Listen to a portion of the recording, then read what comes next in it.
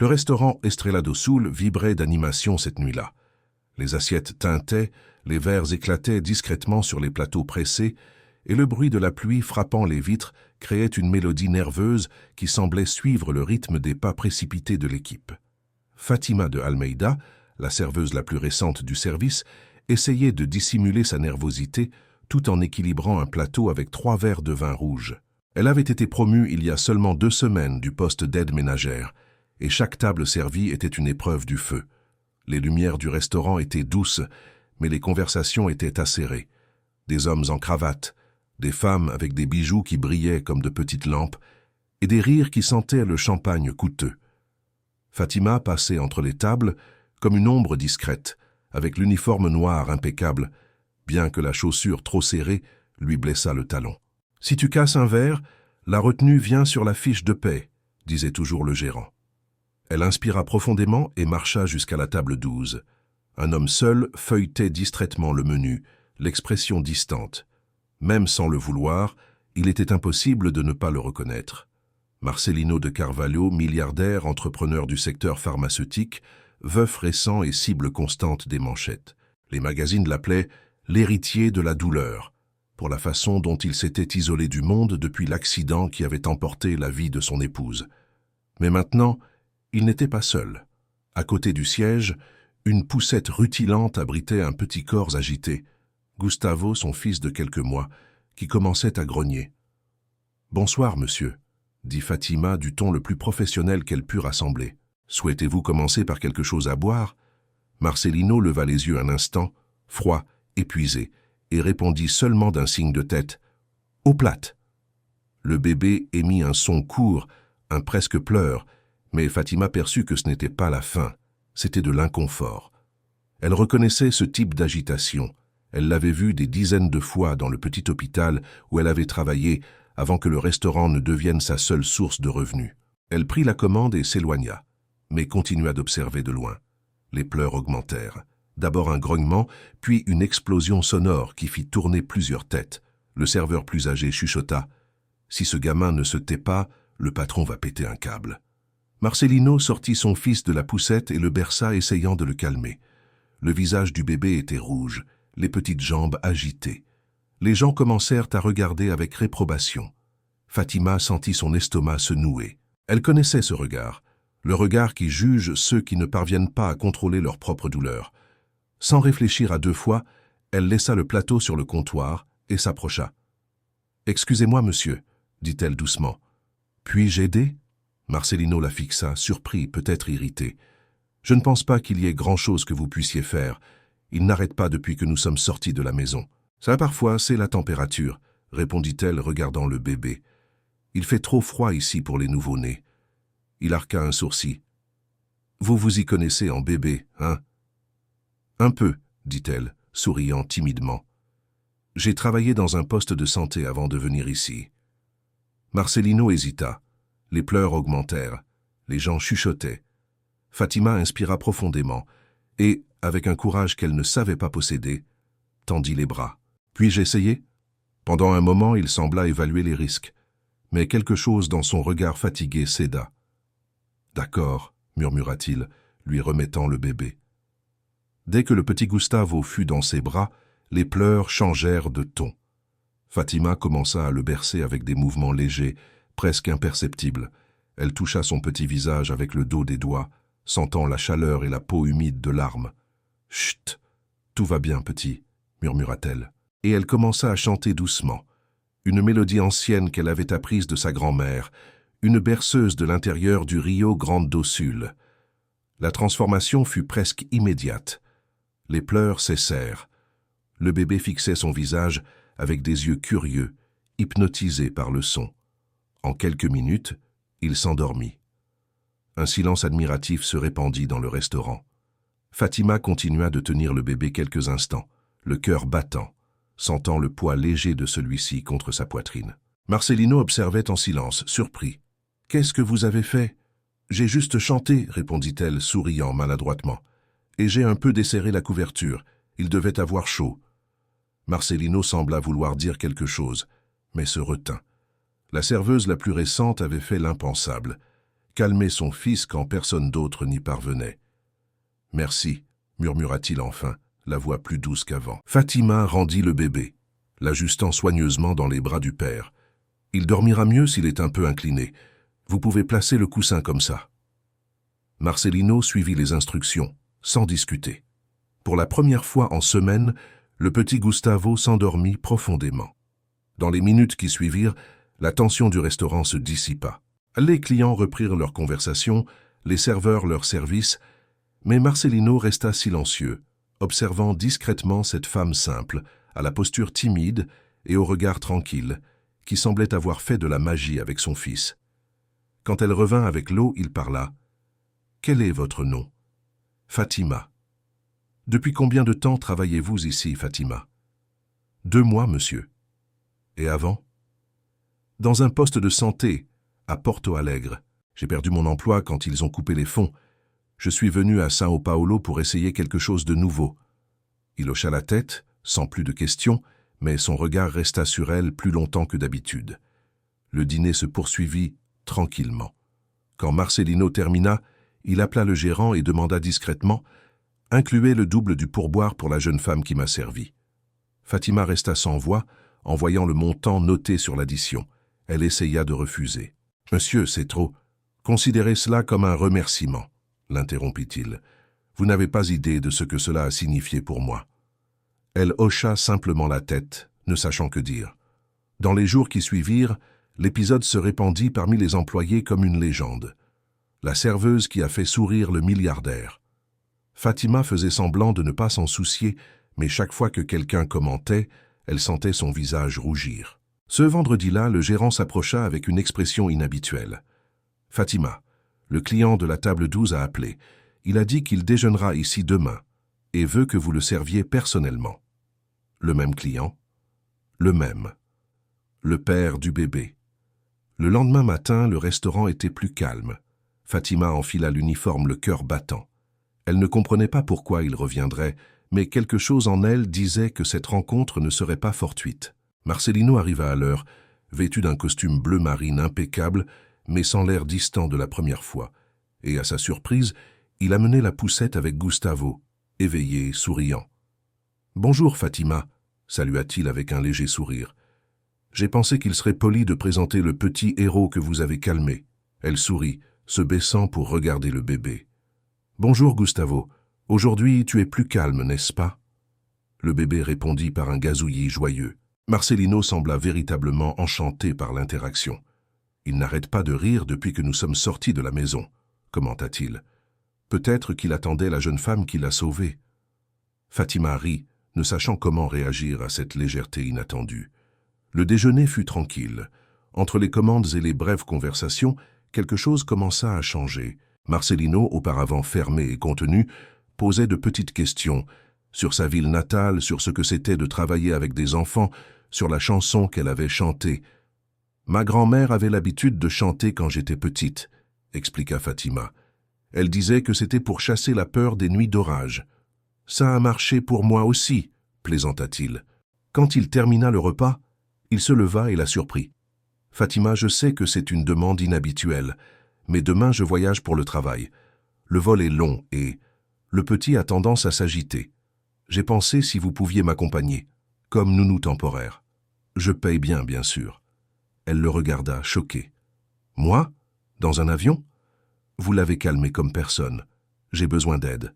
Et, honnêtement, je ne fais pas confiance aux étrangers avec mon fils. » Fatima hésita. C'était de la folie, mais son regard était sincère, et il y avait quelque chose de plus, une invitation silencieuse à franchir une ligne invisible entre les mondes. « D'accord, » répondit-elle enfin, le cœur battant. « Mais seulement pour le vol. » Marcelino sourit. Marché conclu. Et ainsi, sans s'en rendre compte, Fatima embarquait non seulement dans un avion, mais dans le changement le plus inattendu de sa vie. L'aéroport de Congonhas grouillait de sons et de pas pressés. Fatima tenait fermement son sac usé, le badge du restaurant encore accroché, dissimulé sous le manteau.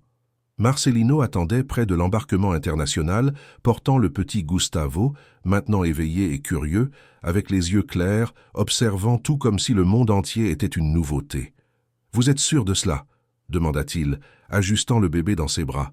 « Le vol est long, et je ne veux pas vous causer de désagréments. »« Ne vous inquiétez pas, monsieur, » répondit Fatima, essayant de paraître confiante. « Ce n'est pas la première fois que je voyage, bien que la dernière remonte à de nombreuses années. » Marcelino sourit, plus pour lui-même que pour elle. « Laissez tomber le monsieur. Marcelino suffit. » Elle rougit légèrement. « D'accord, Marcelino. » L'hôtesse annonça l'embarquement prioritaire et les trois suivirent vers l'avion. Fatima sentait encore qu'elle vivait quelque chose d'improbable. Une serveuse qui, par hasard, avait calmé le bébé d'un milliardaire et embarquait maintenant avec lui pour le Chili, où il participerait à un congrès médical. À l'intérieur de l'appareil, l'air conditionné glacé se mêlait au bruit des turbines. Le siège de Marcelino était dans la première rangée de la classe affaires. Fatima, initialement destinée à la classe économique, fut surprise quand il remit 2 billets à l'hôtesse. « Elle vient avec moi. »« Mais je... » commença-t-elle à protester, embarrassée. « Considérez cela comme faisant partie du travail, » dit-il calmement. Quand ils s'assirent, Gustavo commença à grogner, inquiet des ceintures et de l'environnement. Fatima se pencha, sortant un jouet en tissu de son sac et le balançant devant lui. Le bébé sourit, enchanté. « Vous avez vraiment un don, » commenta Marcelino, l'observant avec un mélange d'admiration et de curiosité. « Ce n'est pas un don, c'est de la patience, » répondit-elle, « et la patience s'apprend avec la vie. » L'avion décolla et São Paulo devint petite sous le manteau gris des nuages. Le bébé s'endormit peu après, bercé par le bruit des turbines. Pendant quelques minutes, on n'entendait que le bourdonnement constant et le cœur battant de Fatima, essayant de comprendre comment elle était arrivée là. Marcelino desserra sa cravate, geste rare en public. « Cela faisait longtemps que je ne voyageais pas avec autant de tranquillité, » dit-il, regardant son fils. « Depuis que Camila est partie, chaque sortie de la maison est une bataille. » Fatima garda les yeux baissés. « Je suis désolé. » Il hocha la tête mais ne répondit pas immédiatement. Camila adorait voyager. Elle avait planifié ce congrès avant de mourir. Je pensais que je ne remettrais plus jamais les pieds dans un avion. Mais me voilà. Elle perçut l'ombre qui traversa son visage. Parfois, la vie nous pousse à continuer, même quand on ne le veut pas. Marcelino l'observa un long moment. « Vous parlez comme quelqu'un qui sait de quoi elle parle. J'ai perdu mon père tôt. Ensuite, ma mère est tombée malade. J'ai appris que s'arrêter n'aide pas. Ça ne fait qu'aggraver la douleur. » Le silence qui suivit fut léger, confortable. 2 personnes de mondes différents, unies par la vulnérabilité. Des heures plus tard, l'avion traversait une couche de nuages turbulents. Le pilote annonça une turbulence modérée. Gustavo se réveilla effrayé. Les pleurs vinrent soudainement, forts, aigus, déchirant le silence de la cabine affaires. Certains passagers regardèrent avec impatience. Marcelino essaya de le calmer, berçant le bébé, mais les pleurs ne faisaient qu'augmenter. « Puis-je » demanda Fatima, déjà en train de déboucler sa ceinture. Marcelino la regarda avec gratitude et lui passa son fils. Fatima commença à chanter la même chanson que la nuit au restaurant, berçant le bébé d'un rythme léger. Le son doux de sa voix se mêlait au ronronnement distant des turbines. L'hôtesse qui passait dans l'allée s'arrêta, enchantée. « Il s'est calmé » murmura-t-elle. Les pleurs cessèrent. Gustavo, hypnotisé, posa sa petite tête sur l'épaule de Fatima et s'endormit. Marcelino l'observait en silence. Il y avait quelque chose d'hypnotique chez cette femme simple, aux gestes fermes et au regard serein. « Vous êtes une femme impressionnante », dit-il enfin, sans se rendre compte qu'il parlait à voix haute. Fatima rougit. « Je ne suis qu'une serveuse, Marcelino. »« Non, » répondit-il, secouant la tête. « Vous êtes quelqu'un qui fait paraître l'impossible simple. » Elle détourna le regard, le cœur battant vite. L'avion se stabilisa et le silence devint presque intime. Pendant le dîner à bord, Marcelino insista pour qu'ils mangent ensemble. « Vous aurez besoin d'énergie pour supporter Gustavo demain, » plaisanta-t-il. « D'accord, » répondit-elle, essayant de ne pas paraître déplacée en recevant l'assiette de porcelaine fine. Manger là, à côté de lui, semblait un rêve trop étrange pour être réel. Pendant qu'ils conversaient, Fatima perçut que, sous le vernis du pouvoir, il y avait un homme épuisé, humain, qui parlait de son fils avec tendresse et de l'avenir avec incertitude. « Vous avez l'intention de reprendre le travail en soins infirmiers ?» demanda-t-il. « Oui, c'était ce que j'aimais vraiment. Servir du café est provisoire. » Marcelino sourit légèrement. provisoire devient parfois permanent. Pas si je peux l'éviter, répondit-elle avec fermeté. Gustavo se réveilla peu après, se frottant les yeux. Fatima le prit et l'assit sur ses genoux. Il commença à jouer avec le collier simple qu'elle portait. « Vous aimez les enfants, n'est-ce pas ?» demanda Marcelino. « Oui, ils ne font pas semblant. » Il rit. « C'est vrai. » Quand l'avion atterrit à Santiago, il faisait déjà nuit. Fatima aida Marcelino à débarquer, portant les petites valises, tandis qu'il équilibrait le bébé. L'hôtel où il séjournait était luxueux, miroir, illuminé par des lustres dorés. Fatima se sentait hors de place, mais elle le dissimula. Marcelino demanda 2 chambres contiguës, une pour lui et le bébé, une autre pour elle. Ainsi, je peux vous appeler si j'ai besoin d'aide au milieu de la nuit. Bien sûr, répondit-elle, essayant de paraître professionnelle. Cette nuit-là, seule dans la grande chambre, elle mit du temps à s'endormir. Elle pensait à tout ce qui s'était passé au cours des dernières 48 heures. Le restaurant, le vol, le bébé dormant dans ses bras. C'était comme si l'univers avait décidé de jouer avec sa logique. On frappa à la porte au milieu de la nuit. Fatima se réveilla en sursaut et ouvrit. C'était Marcelino avec Gustavo dans les bras, pleurant. « Il n'arrête pas. J'ai tout essayé. »« Entrez, » dit-elle, prenant le bébé. Les pleurs cessèrent dès que le petit sentit son toucher. Fatima sourit. « Je pense qu'il voulait juste de l'attention. »« Ou vous ?» murmura Marcelino épuisé. « Il n'est qu'un bébé, Marcelino. Et vous, Fatima, n'êtes qu'une femme ordinaire. » Elle ne répondit pas. La question resta en suspens comme une confession. Ils s'assirent sur le canapé de la chambre côte à côte, avec le bébé s'endormant entre eux. La lumière faible de la lampe de chevet dessinait des ombres douces sur leur visage. « Je ne sais pas ce qui se passe, » dit-il enfin. « Mais je sens que je ne veux pas que cela se termine quand nous rentrerons au Brésil. » Fatima le regarda confuse. « Marcelino, je ne parle pas de passion soudaine, je parle de paix, et vous me l'avez apportée. » Elle inspira profondément, sentant le poids de la sincérité. « Peut-être que vous êtes juste fatigué. Peut-être, concéda-t-il. Mais si je me trompe, je préfère le découvrir à vos côtés. » Gustavo laissa échapper un profond soupir, dormant entre les deux, et pendant un moment le monde entier sembla tenir dans cette chambre. Pour la première fois depuis qu'il avait perdu son épouse, Marcelino s'endormit sans cauchemar. Le lendemain matin, le soleil du Chili illuminait les rideaux de l'hôtel. Fatima se réveilla avant le réveil, entendant le son doux de rire. Elle alla dans la chambre d'à côté et trouva Marcelino par terre, jouant avec son fils. « Bonjour, » dit-elle, souriant. Il s'est réveillé en souriant. « Il a dû rêver de vous, » plaisanta Marcelino. « Ah, bien sûr, une serveuse chantant faux, » répondit-elle en riant. « Rien n'est faux quand cela vient d'un cœur tranquille, » dit-il. Fatima resta silencieuse un instant, ne sachant que dire. Des heures plus tard, ils accompagnèrent Marcelino au congrès. Fatima resta dans le hall avec Gustavo, le regardant jouer. Quelques médecins et entrepreneurs passaient, saluant le milliardaire qui pour la première fois semblait léger, presque heureux. L'après-midi, il descendit avec une expression différente, décidée. « Fatima, je veux vous faire une proposition. » Elle le regarda attentive. « Je veux vous engager officiellement, pas comme nounou mais comme accompagnatrice de voyage et soutien pour l'enfant. Je vous fais plus confiance qu'à quiconque j'ai interviewé. » Fatima hésita. « Mais beaucoup. »« Soudain ?» compléta-t-il. « Oui, mais la vie n'avertit pas quand elle va changer. » Elle sourit, regardant le bébé qui la fixait comme s'il comprenait.